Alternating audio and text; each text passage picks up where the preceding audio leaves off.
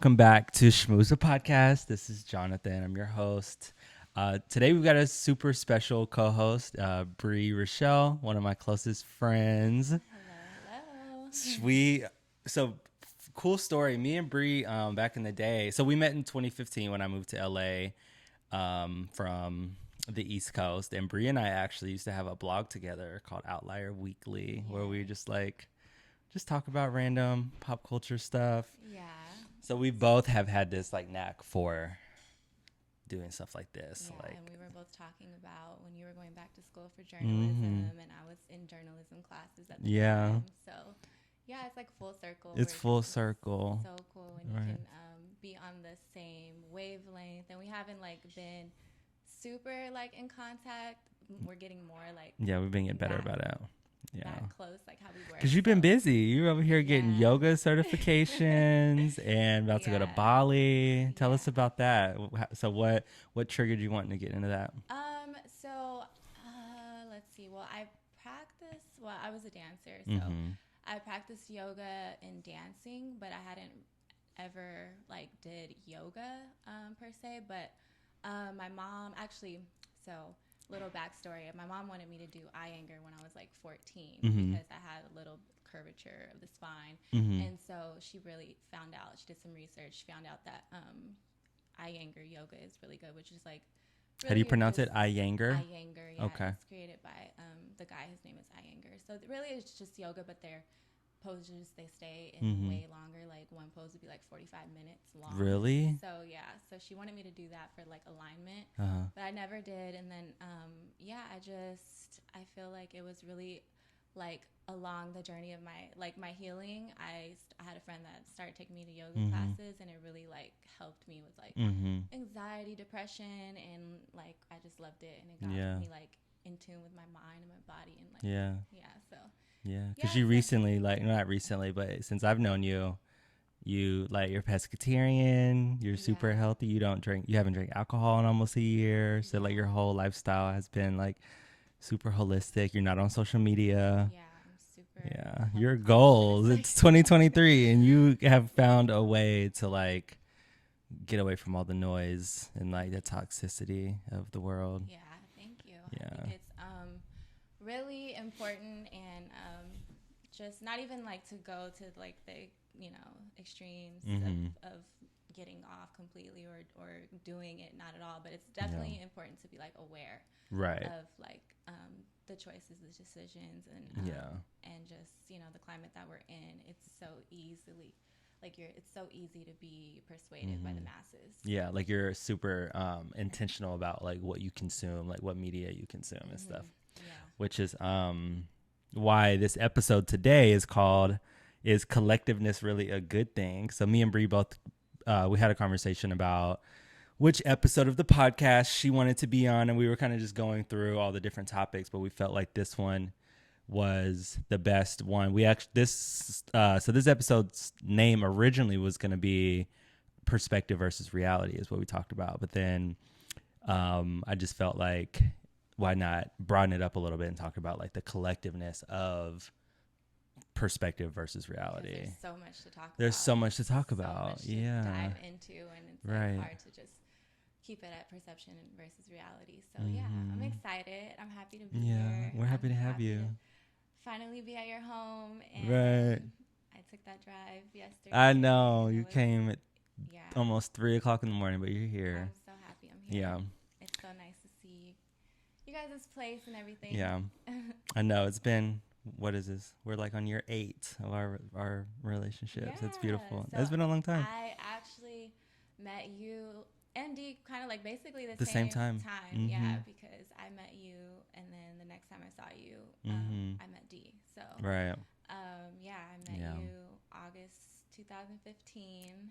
As I soon know. as didn't you move to LA? Literally, I August? moved to LA August 15th, I think, or the 15th or 25th, or one of those two. It was a No, 5. because I met you like August 14th, I think. No. Like yeah. Then was it August 5th? Maybe I moved I there. think you moved like earlier in the month, and then Yeah. maybe like the second week you were here. Yeah. I mean, we used to run all over LA. Yeah. That was fun. So we have so many Yeah. memories. Yeah. And so so many good times to look back on. What month are we? We're in August right We're in now. Today is August. August 5th. Yes. Yeah. So you moved. Yeah, today is like the anniversary. This is actually today is actually my 8-year anniversary of being in California. Wow, that's crazy. That's funny. That's so cool. Yeah. Yeah, it's a full circle moment. Look at that. Nice. I didn't even think about that to like just now. Wow. Yeah, I've been in California for 8 years. And it's been 8 years, and you met D Like 14 seconds after I moved to California.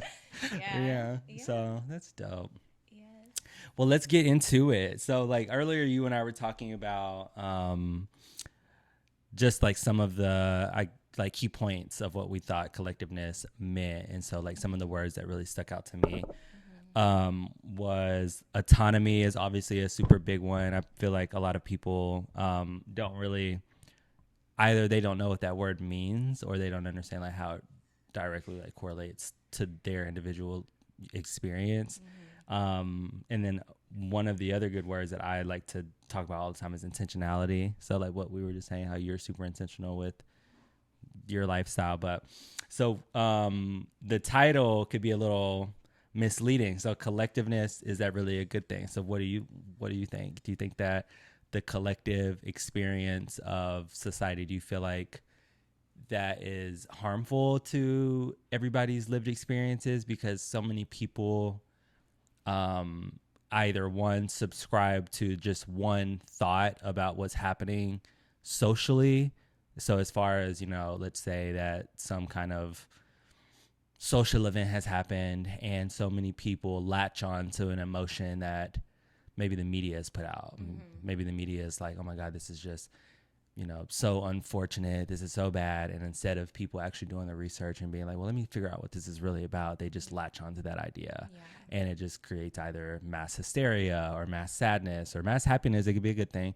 But like, do you think that that's kind of where we are right now in culture? I think it can be very disorganized, and I guess it depends like what type of collectiveness we're talking about. 'Cause, you know, there's public, mass, and crowd. So it's like it depends. What I don't know. What do you mean by collectiveness? Is it like it can be anything, anything. The Yeah. collective, as just far as like socially, if we're talking about a social group of people, like whether it be, you know, Black people, Hispanics, social, pop culture, political, or even if we're talking about like spiritual, like what do people subscribe to? Yeah. I think it is definitely common for people to just kind of jump onto like what's trending and what's you know what's going to get views or what's popular, and I think it's really important to go inward and to collectiveness. So my short answer is collectiveness is important, and we do need it, and we're better in numbers, and we need each other, like, right. you know, in all of history, like, you know, it's like people needed each other. There were right. tribes, there's, you know, groups of people, and everyone has their role to play. Obviously traditions change, but we need an understanding of right. what's our roles. Like you can't have, you know, 5 leaders, like you right. have one leader right. and people that are on the same agenda and who support the leader and right. who support the cause. So but what about the group of people that don't what about, I feel like this is probably going to be like super controversial, but I'm just going to say it. So what about, so on the positive side, you have our previous civil rights leaders, Martin Luther King and Malcolm X, and everybody who changed the trajectory of where we are now as a culture. But what about the Hitlers of the world? Right. You know, where his regime didn't think twice about what it was that he was preaching, and look at all the damage that he caused. Right. You know, do you not think that on a micro level, especially in America, that I'm not going to compare it to him, but do you not think that sometimes social media kind of operates in that way, where something can trend, something is super popular, it's clickbait, even the whole little submarine thing. We talked about that for a whole week while so many other events were happening in the world. Nobody had their own idea or opinion about the thing because we were just consuming what social media was telling us, and then we move on to the next And people thing. are so mean. Like, I'm so glad I'm not like a part of those Right. conversations, but like I just like Yeah. I see little like glimpses of Yeah. things, Because and you're I'm on like you're on like one platform. You're I'm on like like not Facebook or even on something. anything really. Like I get Yeah. my information from like other people or like Mm-hmm. So do you like or do like news outlets or anything? Like you not don't read no, not news? really. Like I do get like updates, obviously. Like I know what's going on, but Right. it's Right. kind of because like people are talking about it, and I'm like, oh, okay, let me look into it. Right. Or I'll see like something like if I don't really watch the news either, but like if a family member has the news on, then I'll see Mm-hmm. like, oh, okay, this is going. Like I found out about the submarine thing right away because I was with my dad and he had the Mm-hmm. news on, and I saw it right away. So it's like just things like that, but it's not affecting my every moment of like Mm-hmm. living. And then Yeah. I like to stay like knowledgeable and know what's going on, Mm-hmm. but not to be consumed with it. Right. So when I just was seeing things like of like things that people are saying, I'm like, how it's so evil. It's like, how can people Mm-hmm. say these things? Like these About are people they don't know. don't know, and these are Yeah. people's lives. And Like it's no empathy. so Mm-hmm. desensitized, like so desensitized, and that's what I really am like super opposed to. Like I do Mm-hmm. not like. I'm like not anti social media at all. Like Mm-hmm. I'm anti like it's so not social media that's the problem. Mm-hmm. It's people like Yeah. it, and it's like what how we've developed with social media, how Mm-hmm. social media has caused us to develop, and it has desensitized us as a collectiveness, and it's really sad. Like It is sad. it is so Mm-hmm. sad, and it's like when you remove yourself from that, you take the blinders off, and you're like, Mm-hmm. this is so like Mm-hmm. corrupt, and so So do you feel like when you hear news of things that are happening in the world, do you feel like you actually feel the effects of those things as opposed to the way that other people might when they read it on the shade room immediately, for you sure, know? that's why I'm so like filtered and like protect myself so much, because I'm Mm-hmm. like I like have a lot of empathy, and like Yeah. I'm like kind of empath, but like you have to have like Yeah. boundaries. But Yeah. I So do you're a lot more feel vulnerable when it yes, comes like to I cry yeah. when I see movies, like and Yeah. people are like, Yeah. are you crying? And I'm like, yes, I'm crying. Yeah. Yeah, like Cuz it can be hard sometimes, especially if you think about like 2020 when the yeah, pandemic happened and all the George Floyd stuff was happening, and Ahmaud Arbery got killed right after George Floyd. So it was just like thing after thing after thing. But you just kind of got to a point where you're like, you scroll and you're like, oh my God, another black man was killed. yeah, Scroll. And then it's a girl twerking. Scroll. And it's a dog video. And then scroll. Another black man was killed. And so like you're like, well, what do you do with this? You yeah, know, like yeah, you don't feel it. And then I think that that's kind of where we are right now because, as you know, another gay black man was just killed the other day at in a gas station of a parking lot, and it's really traumatizing. And I'm not laughing at the yeah. The situation, but what violence I'm will make laughing you at cry. is just like it's really traumatizing. But like, what are we gonna actually do about it? Like, I feel like there's this super fast uproar, and people are like, let's go march, and then they go march for an afternoon, but then they move on because they got their pictures for Instagram and they were there and it was cute.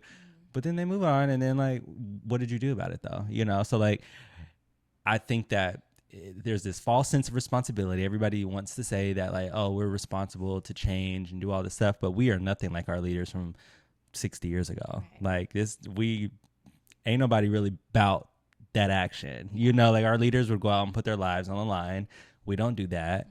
We just tweet about it and then keep it moving. Yeah. You know, and I think that yeah, this just it would be nice if we could get together collectively and actually ask, well, not ask, but demand some sort of change or some sort of trajectory course correction. But at the end of the day, I don't think people care enough. You know, I think. And to your point about like leaders like Hitler, it's like that's why I believe going inward, like that is like it's camaraderie. Is that the right word? Camaraderie, yeah. Yeah, it's like you're just like to have a leader doesn't mean that you don't have like any thought or any of your own goals or action. It just means that that person is taking the role to lead you in your cause, To pursue so the you still change, have a mind yeah. of your own. You still are free to act as you please, but you have someone who's it's more organized because you have someone leading the cause, Pushing the agenda. right? And so everyone's doing things. Everyone has their role. Right. But I think, yeah, going inward is really important. And, to my point earlier about, coming up, well, more so for our generation, coming up with being introduced to social media at such a young age, we were a little bit more impressionable. And so we developed in a way of, going outward before we go inward. Growing up on the internet, I mean, I grew up on the internet. Yeah. So like, when you're growing up and you're introduced to that at such a young age, you're learning how to be in touch with other people, right. and be connected to other people, and like that's really kind of the priority, right. versus like being really taught to like be within yourself and like learn and go inward. And that's really, really, really important, right. in order to know yourself, in order to know what you believe in, and what you're, what you want to fight for, what you want your agenda to be, so that way you can find the right leader, or you can be the leader. Right.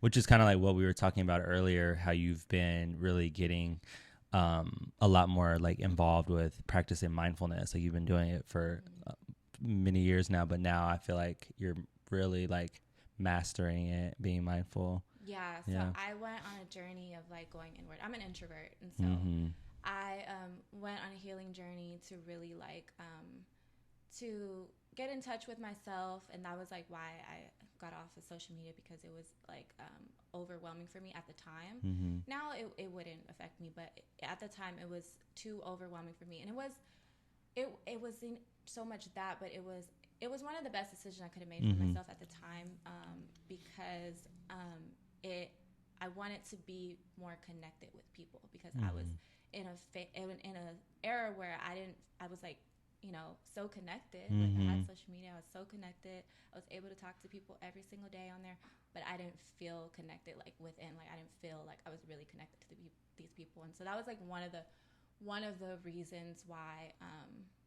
That was when I was, if I'm being honest, like one of the things that part of me like didn't want to get off, because I was like, oh, I'll lose these connections, or I'll, but it's like in hindsight, it's like I wasn't actually like connected to those people. It's like your, internet friends, or people that you just don't see all the time, but you're friends with them, but you don't see them all the time, or you're not connected, or you don't talk to them all the time. Or so it was like I was holding, a piece of me was like holding on to like those connections. Yeah. And I just had to. You're like afraid of losing something that really didn't exist. Yeah, in a way, I would say, or just losing people knowing what's going on with me, you. Like, or like knowing like, oh, where's like just trying to keep up. Yeah, like, right. But it's like I'm super like comfortable with that. Like if I love like actually like feeling really connected to who, and it shows you like who's the real ones like in your life, because it's like, because now you and not only you but other people in your life have to actually go out of their way to maintain this relationship, because it's easy to keep up with people on social media. You swipe and you're like, okay, she's still alive, she's posting this, like I see she's doing good, because when you see that person, you're like, oh my God, I saw last week on Instagram you were doing this and this.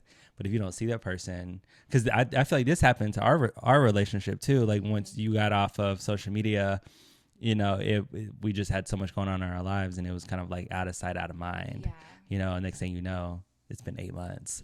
And then I would come to LA and be like, okay, I have to make it a point to see. There were other things that played into that. Because part of like me healing, was that I had to be away from like the things that would trigger me.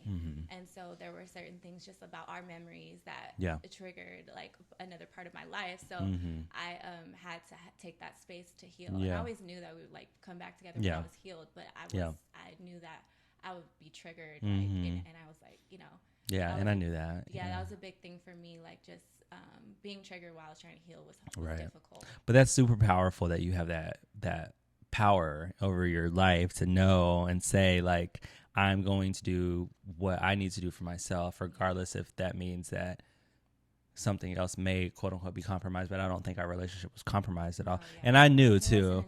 No. There was just I knew exactly what it was, because I knew what you were going through, and I was like, okay, I get this. But to be able to like to honor yourself and give yourself that grace and be Mm-hmm. gentle with yourself, and like, because not only that, you got off social media, you stopped drinking alcohol, you Yeah. changed your diet, like you did a whole life cleanse, Yeah, you know. and I changed my diet, like in terms of, just when I say change my diet, you guys, I just mean like I'm a pescatarian, so Mm-hmm. I don't eat like chicken, poultry, pork, Mm-hmm. beef. And So when was the last time you have so to be honest with you, when was that? Um, what did I have that was so good? I had some chicken recently. recently?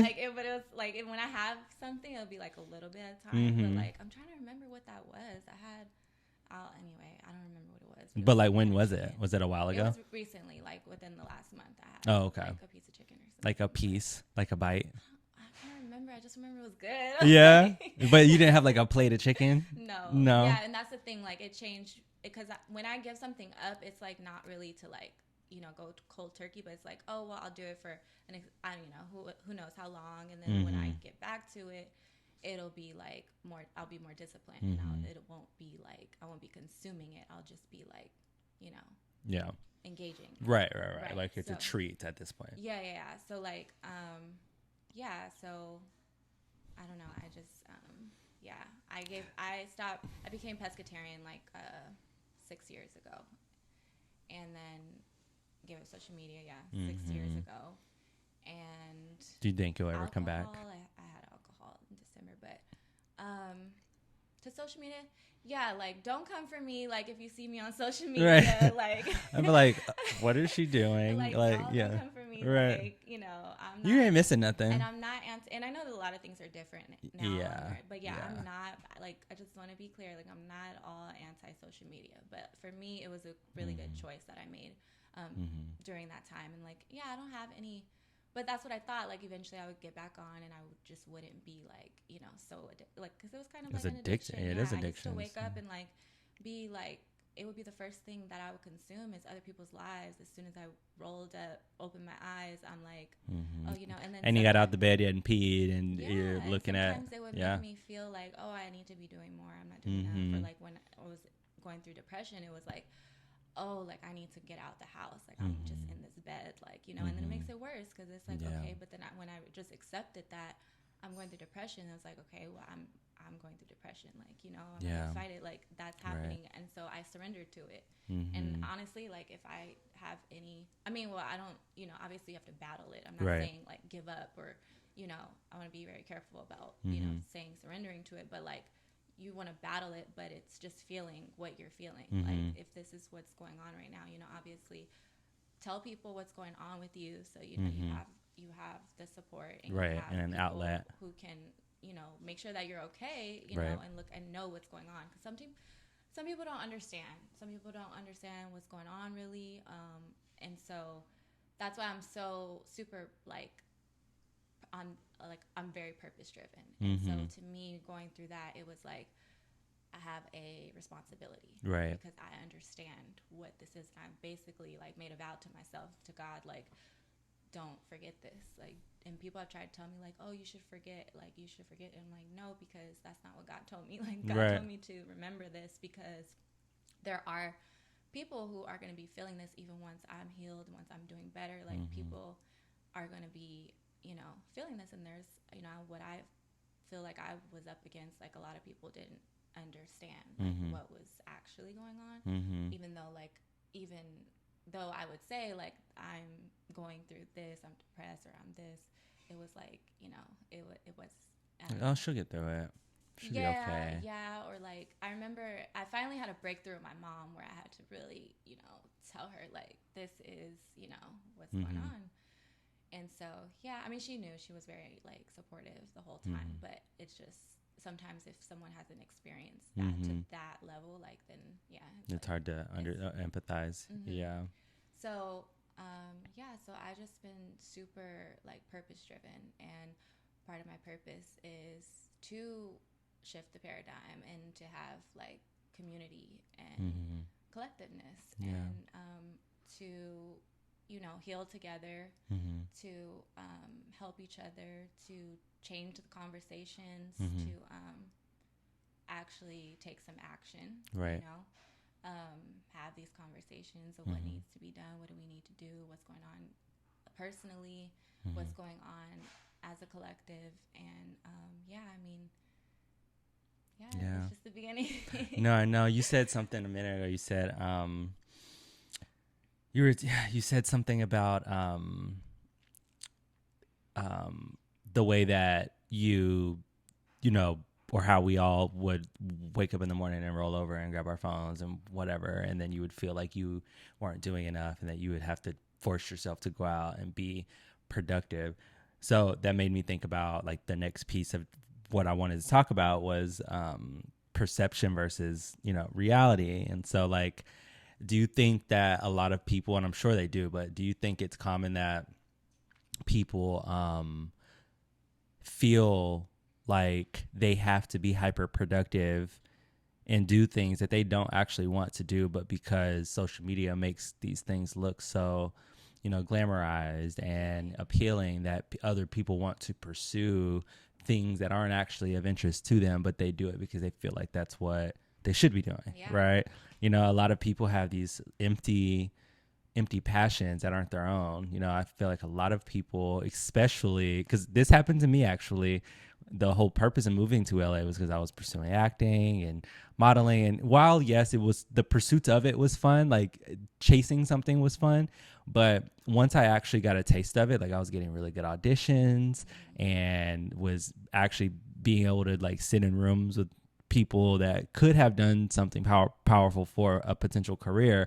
But once I actually tasted it, I was like, this is not my dream. And then I realized that where it came from was, you know, early high school, in the end of high school, once like MySpace and Instagram started to really pop off, you started seeing like a lot of these people who were on Tumblr were starting to get really popular, and YouTube was coming out and people were on Vine. And so you were like, oh my God, these people, like, they live in LA and they're young and they're making money. And I was like, really want to do that because it looked cool.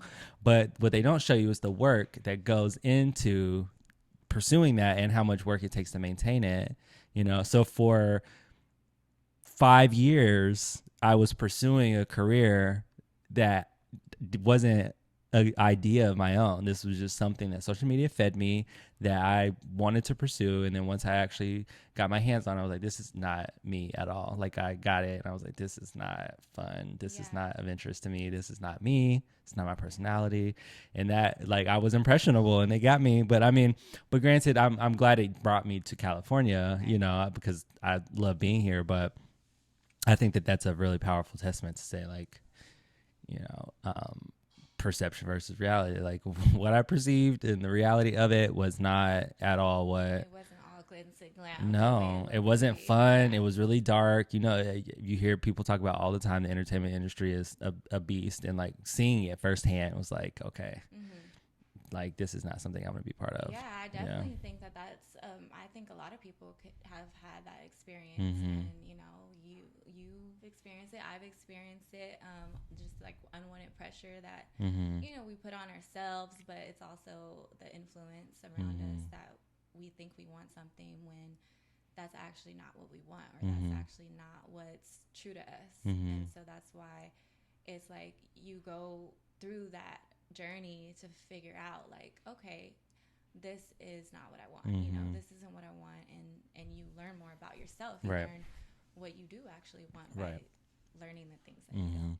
I've always wanted to ask you this. So as an LA native, so you're in the city of all the things, the glitz and the glam. What do you think, if at all, what do you think social media has done to LA? What do you think influencer culture has done to that city? Because you've obviously been there. It's so much social media because it's Hollywood.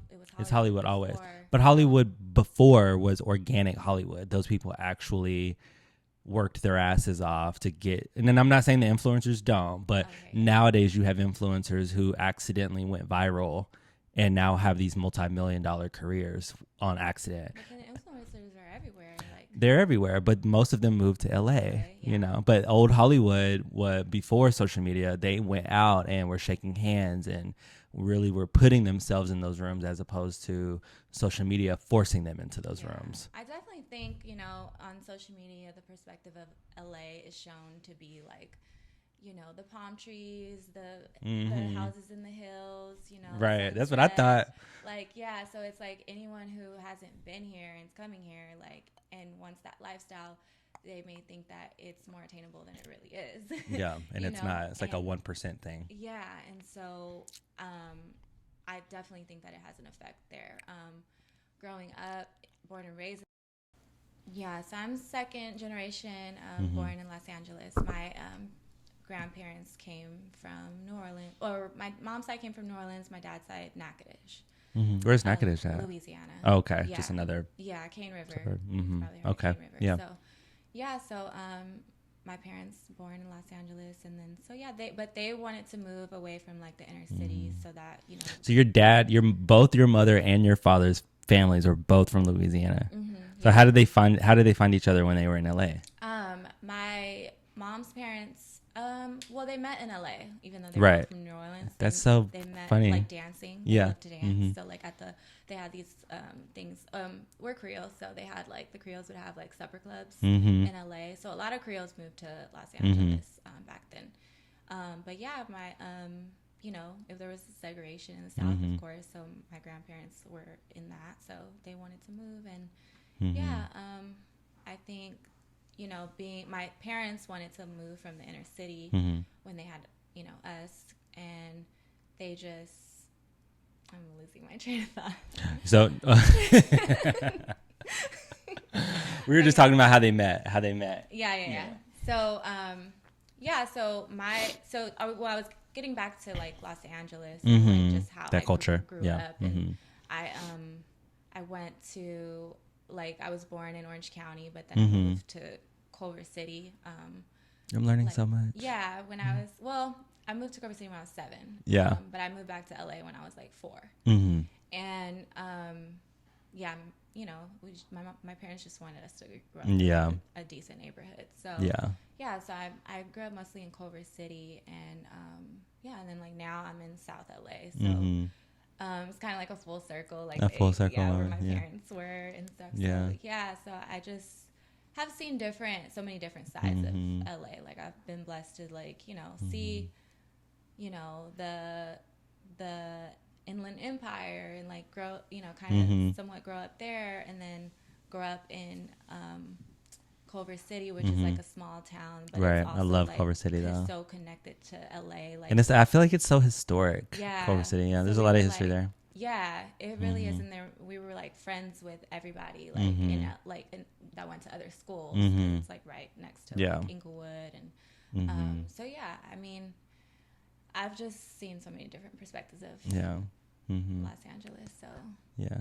So what advice at all, if you wanted to give any advice? I know some people don't like unsolicited advice, but what would you say would be a good starting point for someone who wanted to like practice like mindfulness? Like, what is that first step? Because I know you kind of I wouldn't say that you went to the extreme, but you just got rid of like anything that could have triggered you, right? Mm-hmm. So like, would you suggest doing it that same way for other people, or do you just think that people should just find the first thing that they want to work on and just go from there? No, everybody's got to find their own way. Yeah. And I'm not here to tell anybody to do it like Right. I did it, Right. because I had my specific reasons Right. for doing it the way I did, and but it depends on what your goals are. I would say get clear with your goals. Get clear Mm-hmm. with what you're trying to obtain.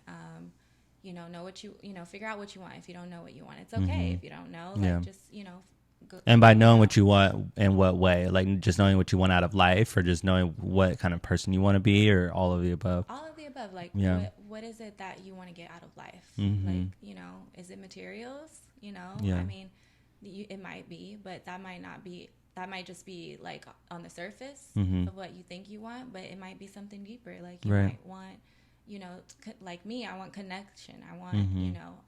love and, Mm-hmm. compassion and unity. Mm-hmm. So it could be any of those things. So you have to get in touch with what it is Right. that you want, and then you can go from there and figure out what path you want to take Mm-hmm. in terms of getting the discipline that you want. Mm-hmm. So That's a big one, being disciplined. yes, so discipline.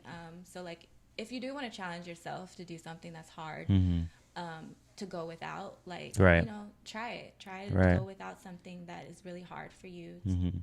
to live without, and Mm-hmm. see how much more discipline you can get from that, Right. and where it takes you and how you grow from that. Mm-hmm. Because when you get discipline in one area of your life, like you can just transfer it Mm-hmm. to every single Yeah. like area. Once you learn the principles of like how you did it and like how it felt while you were doing it, yeah, you can. It's like a template almost. Yeah, and it helps Yeah. in your relationships when you have Mm-hmm. that sort of discipline, and you can communicate. Mm-hmm. I would say communication, letting people know, like, you know, what's going on with you, letting Mm-hmm. people, you know, and it's okay if they don't understand, like, you know, but just feel people out. And if they don't understand, that's okay. Mm-hmm. But, you know, you'll find the people that do. Right. And just, yeah, be yourself. Yeah.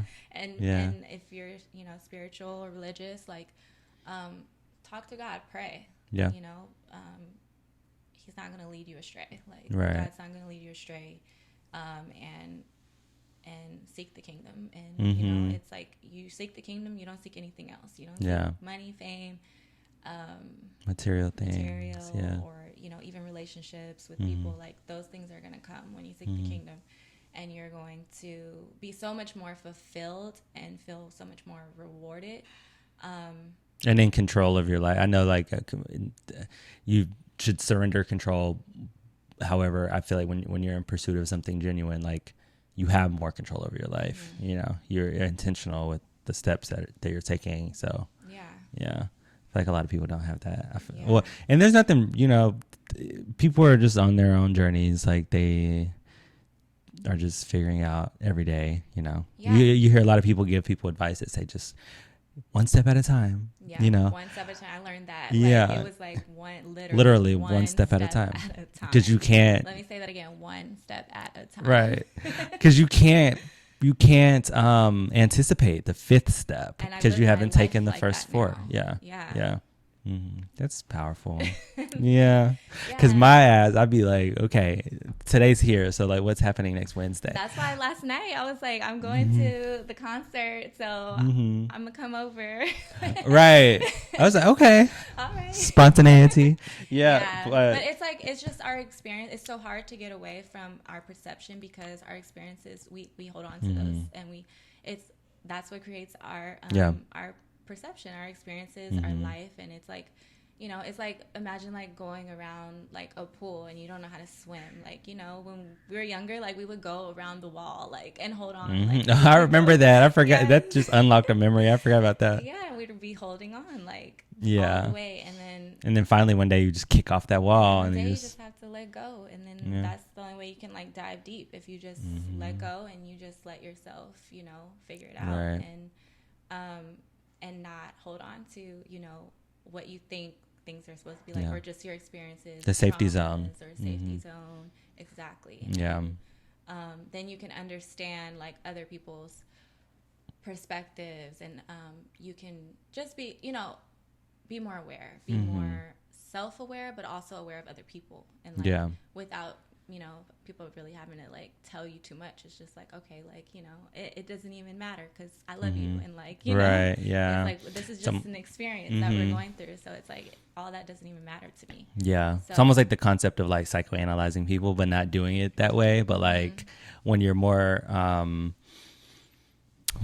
like in tune with yourself and why you do things the way that you do, you eventually unlock that wisdom of being able to read people and being like, I understand why they are doing that or why they're acting like that, you know, because most of us have lived a full life enough to know what some behaviors or characteristics look like, you know. So when you see people doing something, you're like, I understand that, you know. Yeah. Yeah. Just looking like they're just people just like us. Right. And it's like, it's so easy when you're just so locked into your own experience and your own perception to place judgment and to You'd be like, damn, you ain't got out of that yet, you know? or to judge what somebody else is doing, or what they said, or what. When we've been there at some point, like, Yeah. you're only where you are now because you got through something before where you are now. I know sometimes other people are, you know, they're just at a different place. And some people may look at it like, oh, they're 10 steps behind me, when really that's not for you to say. That's just their lived experience. Exactly. You know, everybody's journey is not the same. Yes. Yeah. And the I had a thought, but I lost it. But it's no, you're good. You're good. Can you hear the dogs? No. Okay. I'll cut this part out. But yeah. So, and then the last thing I wanted to talk about. Yeah. What about the lived experiences? People have their own journeys. Oh yeah. So that like, and even so, it's like the judgment can just not even be right. Like it's not even close to being right. So what you thought, yeah. Perception, like that's all it is. But so many times we can treat our perception like reality, and or project our perceptions onto people and try to make it seem like what we think about them is what they're actually experiencing. And it's not. And we do that a lot. Yeah, but that's social media, and I'm not. You can't blame social media for everything. Social media is just merely a vessel. Yeah, but social media has provided a very irresponsible way for people to manipulate reality. It's like you can literally go on there and pretend to be whoever you want to be, and people have to take that for face value. Like, well, that's who she says she is, you know. And then behind closed doors, as soon as she turns that camera off, she's not who she just put out on the internet, or whoever. But you know, that can be dangerous, you know, and irresponsible. I feel like a lot, and you know, that's a big conversation. I was just watching a show the other day, and they were talking about, it's a family on TV, and they were talking about how they feel like they're really responsible for beauty standards because they, you know, go online and they look so beautiful, and they're like, I've never had anything done. I've only had fillers. But then you look at them, you're like, you're fucking lying. But like, that's so irresponsible to not own that, because there's a whole wave of a generation that's looking at you and wants to look just like you. And because you said that you didn't do anything, but they have to go do things to look like you. Imagine what that does to someone mentally. Right. Like, because they're like, oh my God, this person looks so perfect. They didn't have to do anything, but I actually do have to go under the knife and do all these things, you know, and put my life at risk, when you should have just said, here's what I did. And, you know, but also that falls on us as consumers. Like, we shouldn't put all that responsibility on public figures. It's not their responsibility to keep us safe, you know, but that's a rabbit hole. We can go down that rabbit hole, but you know, the end of time. Yeah, the beginning of time. But it's our responsibility as conscious adults to differentiate and understand, like, just because someone says that this is the truth in their reality, as someone who is consuming that, you have to do your research or whatever and say, like, if I want to pursue something that is similar to that, then I need to do it the organic way and make sure that I do it the right way, and the way that is most, you know, healthy for me. Yeah, be safe. Be safe. And with everything. Do your research. Be smart about your decisions. You know, do what makes you happy, but think about it. Be intentional about it, and for the right reasons.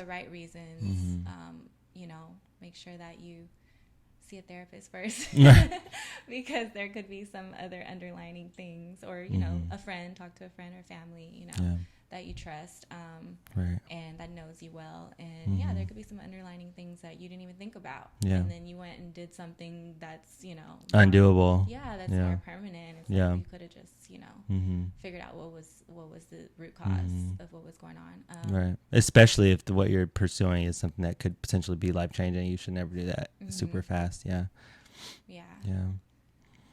Well, this was I think that you know, I think that a lot of people, I feel like for most of the conversations that we have on this podcast are conversations that, you know, not just me, but like all the other co-hosts like you and Ari and Sean, like, I feel like these topics are so carefully selected because these are literal things that we're experiencing right now in society. And I feel like a lot of the people who are watching are going to be able to like take something from this and be like, okay, maybe I should reconsider, or not even reconsider, but just really just be going forward, be a little bit more intentional with the things that you consume, be more, And I think people have already been, you know, more aware and like, aware, conscious of, you know, but doing the work and actually doing it yeah, the right way. Yeah. yeah, Mm-hmm. yeah. And I think, you know, yeah, these conversations are great to have. Mm-hmm. I love talking about these things Mm-hmm. and how to like progress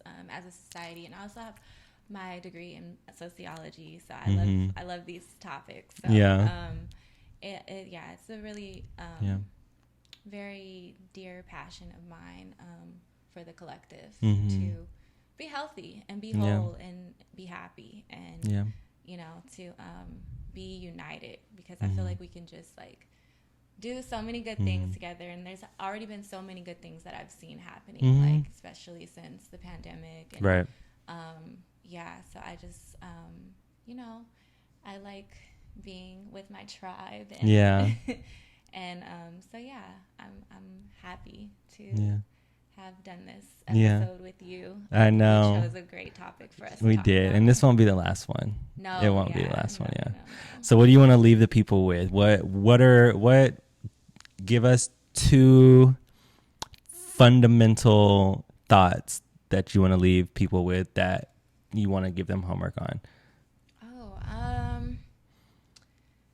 well, I just think that we should be more loving towards each other, and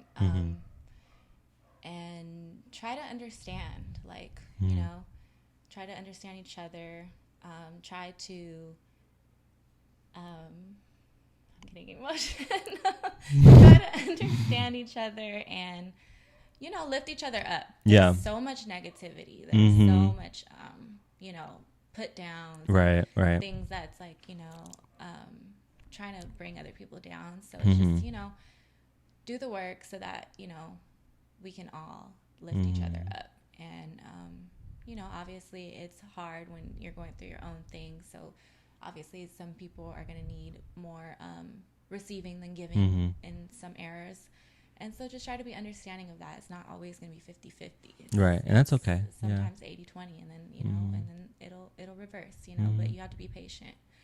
So patience, have patience with yourself, have patience with others. And yeah, love each other. Yeah. And Love each other. And grow. And grow. Do not stay the same. Yeah. Yeah. Well, this is a beautiful conversation, and I thank you for coming. You're welcome. Thank you for talking with. Yeah, Me. I felt you were the perfect person to have this conversation with. It was fun. I really enjoyed it, and I hope everyone, you know, can let us know what they think, and yes, you know, get some feedback on what. I can't wait to hear the comments. Think about this topic. Yeah, I can't wait to hear the comments. Well, that was all that we have for tonight. Yeah. So thank you guys. And again, this is Schmooze the podcast, and we will be back next week. Have a good night.